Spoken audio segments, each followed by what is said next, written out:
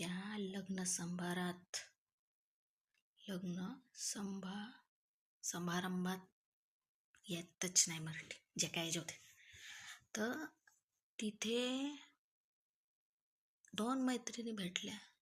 तिसऱ्या मैत्रिणीच्या पोरीच्या लग्नात. तर ते काय काय बोलले तुम्हाला सांगतो ना. 2 मैत्रिणी भेटले. कोण? मोना आणि सोना. मोना सोना म्हणायला लागल्या, त्यांच्या दोन्ही पोरीचे लग्न झाल्या. तर मोना म्हणाली, कशी आहेस व सोना?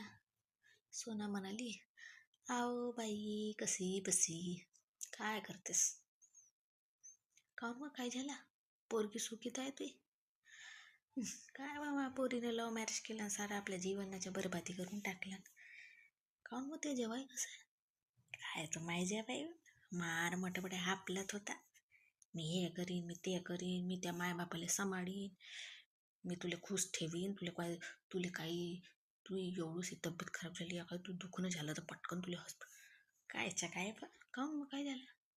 आबा काय बहीण ब तेच रोना पोरीची तर काळजी घेत नाही, पोराची लेकराची काळजी घेत नाही. 2 लेकरं पैदा केला आणि पोरगा जवान होऊन गेला, एवढा मोठा झाला माय.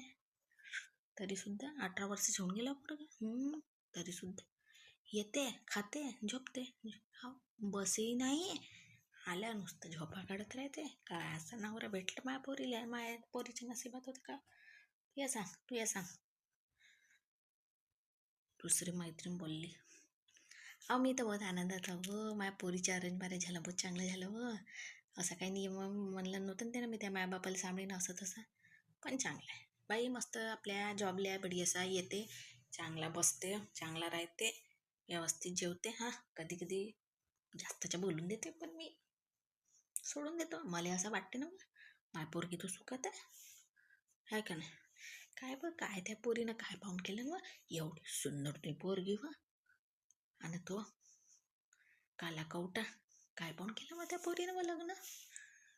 माहीतरी पोरगी पाय, त्या पोरीपेक्षा तर वरती नव्हती, एवढी काय सुंदर नव्हती ती पोरगी. तर एवढी महाराणीवाणी दिसत होती.